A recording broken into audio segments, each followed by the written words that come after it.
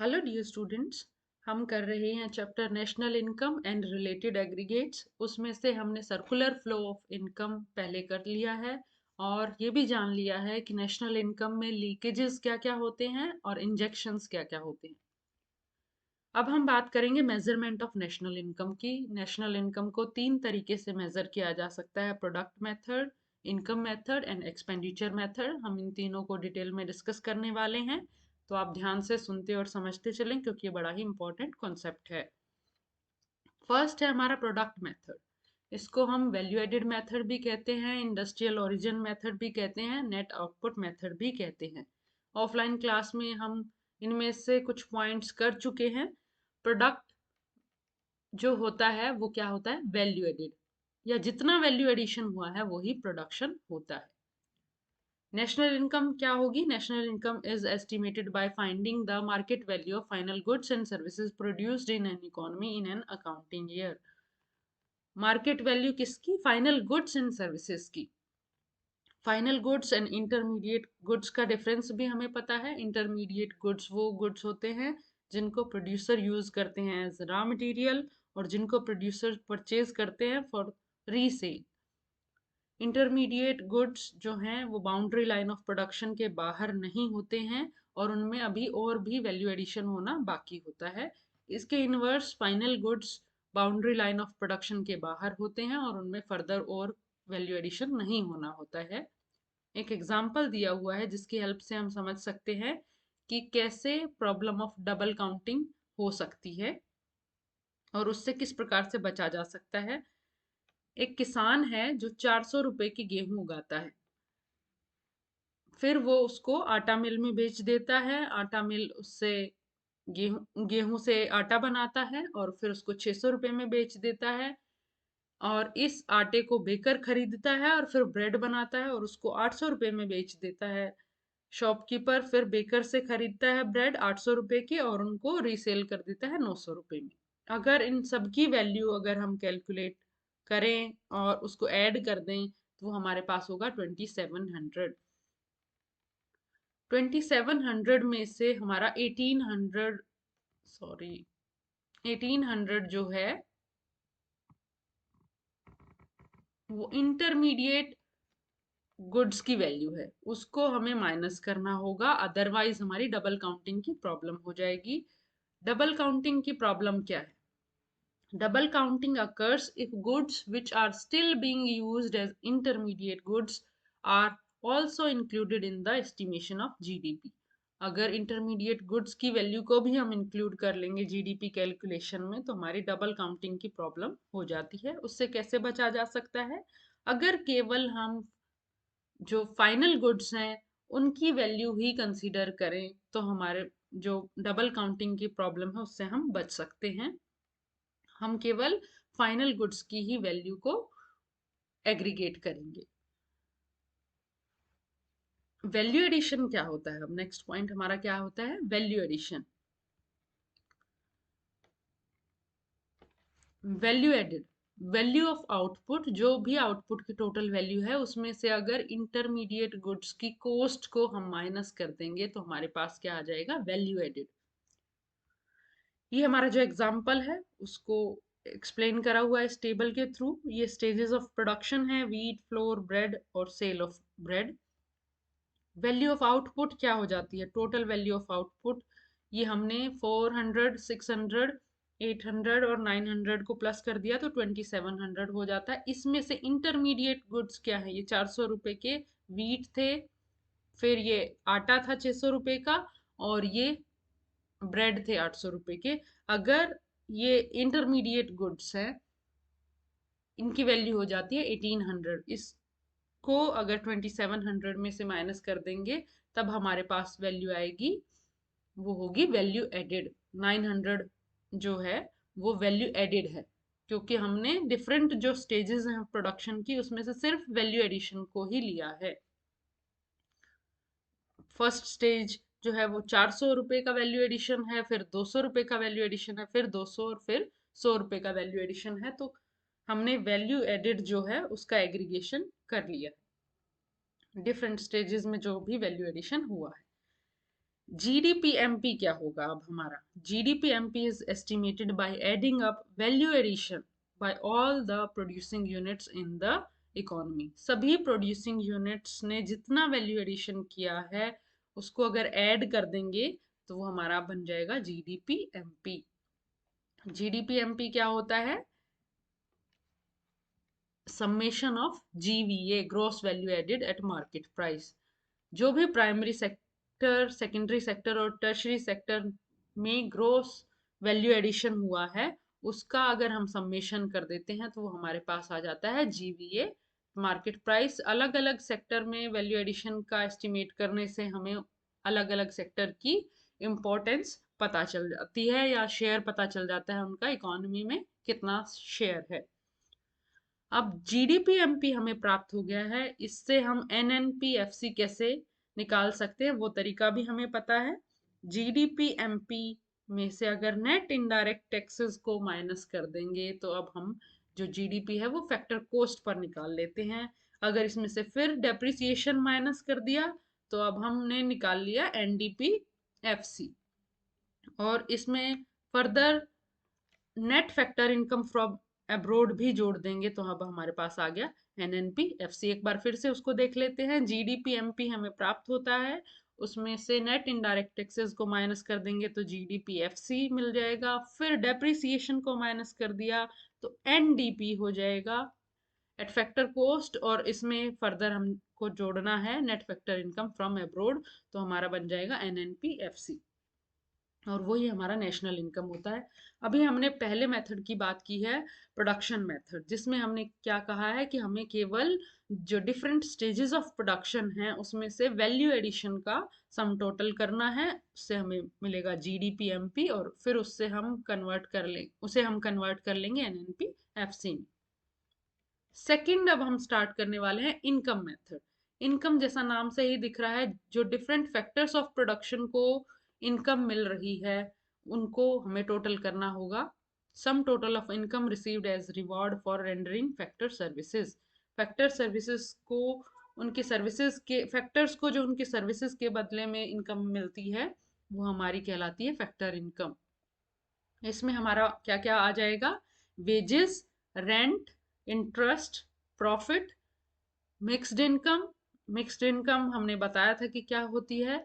जब self employment होता है व्यक्ति का खुद का लेबर, खुद की कैपिटल, खुद की लैंड और खुद के एंटरप्रेन्योरल स्किल होती हैं तो उससे जो इनकम प्राप्त होती है तो उनमें उनको बांटना अलग अलग मुश्किल हो जाता है. रेंट के तौर पर, वेजेस के तौर पर, प्रॉफिट और इंटरेस्ट के तौर पर, तो उसको ले लिया जाता है as mixed income.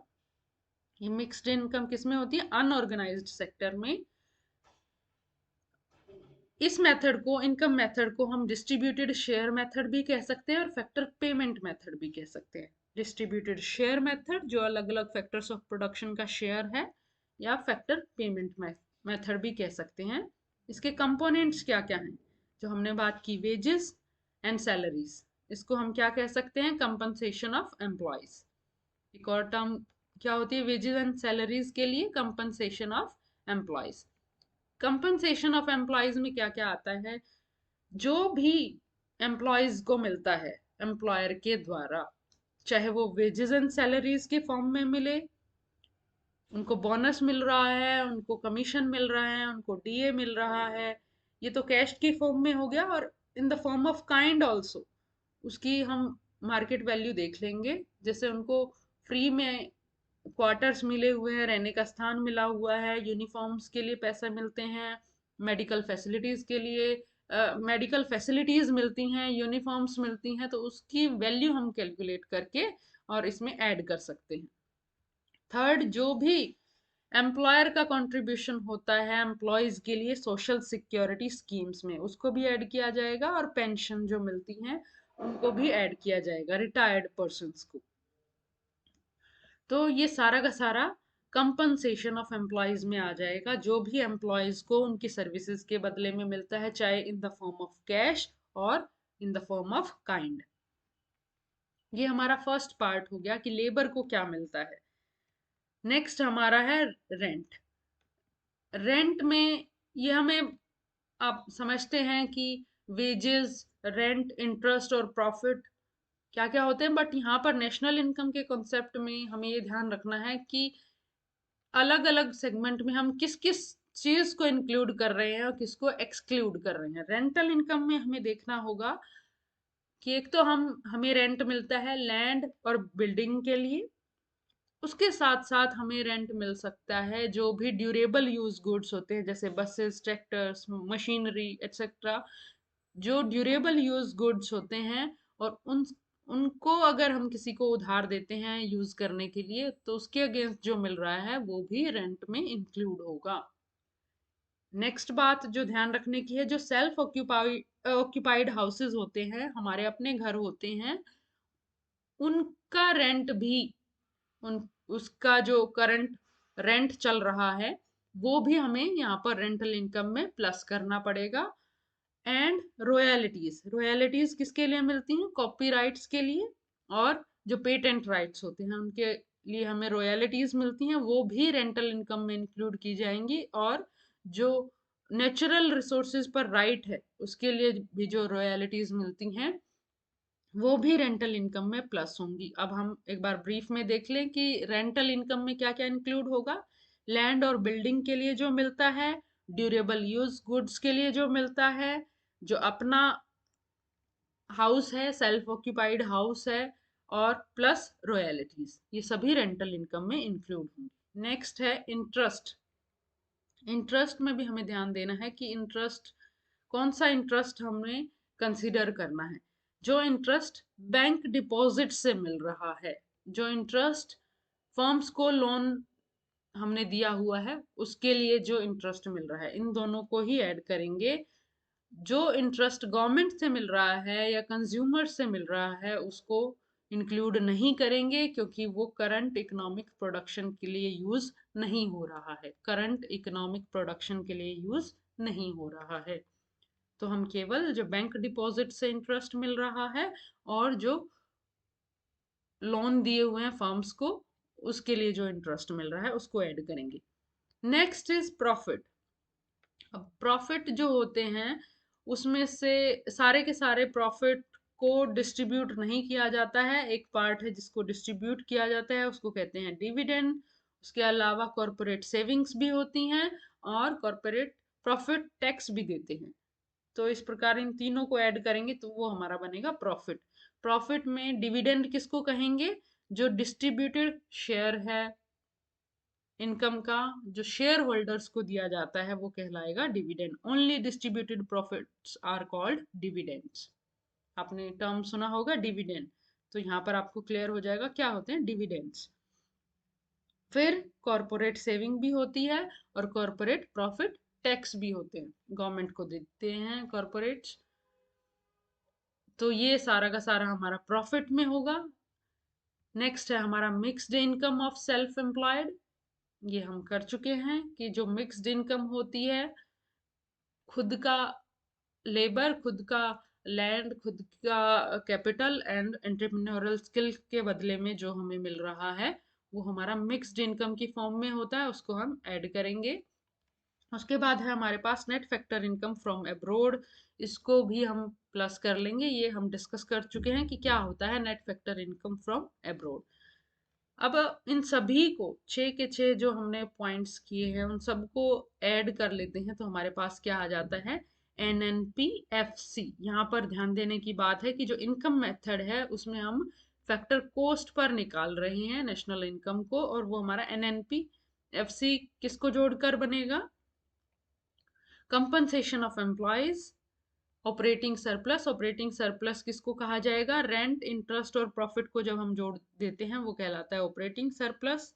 Mixed income को भी जोड़ना होगा और net factor income from abroad, इन सबको जोड़ देंगे तो हमें मिल जाएगा NNPFC। यहाँ पर मैं FC पर इसलिए फोकस कर रही हूँ क्योंकि इसके अलावा जो इनकम और इसके अलावा जो प्रोडक्शन और एक्सपेंडिचर मेथड है उसमें हम मार्केट प्राइस पर निकालते हैं जीडीपी एट मार्केट प्राइस, और फिर उसको कन्वर्ट करते हैं एनएनपी एट फैक्टर कोस्ट में। लास्ट में एक टेबल दिया हुआ है उससे हमारा क्लियर हो जाएगा।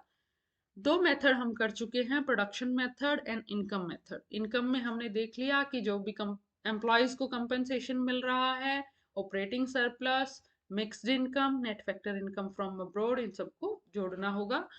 थर्ड है एक्सपेंडिचर मेथड, कितना एक्सपेंडिचर किया जा रहा है।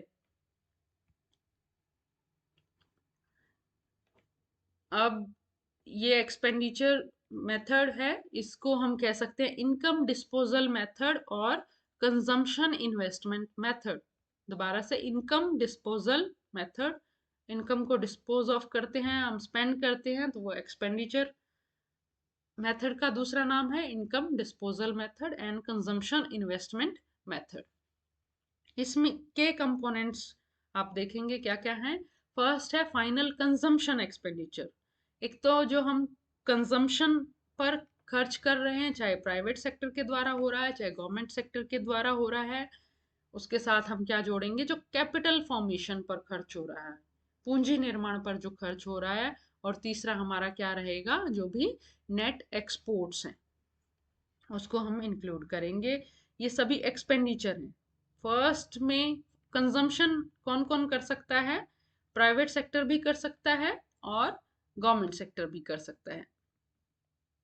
देखिए, प्राइवेट हाउस होल्ड्स जो भी खर्च कर रहे हैं, वो किसी भी प्रकार के गुड पर खर्च कर रहे हैं, वो सभी इंक्लूड होंगे। यहाँ पर जो ध्यान देने वाली बात ये है कि जो भी रेजिडेंट्स खर्च कर रहे हैं, चाहे वो अपने देश में बनी हुई वस्तु है चाहे विदेश में बनी हुई वस्तु है, लेकिन रेजिडेंट्स जो खर्च कर रहे हैं वो यहाँ पर ऐड किया जाएगा। और नॉन रेजिडेंट्स जो खर्च कर रहे हैं, चाहे वो डोमेस्टिक मार्केट में ही क्यों ना खर्च कर रहे हों, नो, लेकिन जो नॉन रेजिडेंट्स का खर्च है वो डिडक्ट किया जाएगा, माइनस किया जाएगा। नेक्स्ट पॉइंट ध्यान रखने का क्या है, जो प्रोडक्शन हम सेल्फ कंजम्पशन के लिए कर रहे हैं, अपने उपभोग के लिए कर रहे हैं, उसको उसकी वैल्यू भी यहाँ पर कंजम्पशन एक्सपेंडिचर में ऐड की जाएगी। जैसे गेहूं उगाए हैं अपने कंजम्पशन के लिए, लेकिन उसकी वैल्यू यहाँ पर कंजम्पशन एक्सपेंडिचर में इंक्लूड की जाएगी। और जो हम सेल्फ ऑक्यूपाइड हाउसेज हैं उसके लिए रेंट देते हैं, वो भी एक्सपेंडिचर में इंक्लूड होगा। Rent of owner occupied houses is also included in private final consumption expenditure.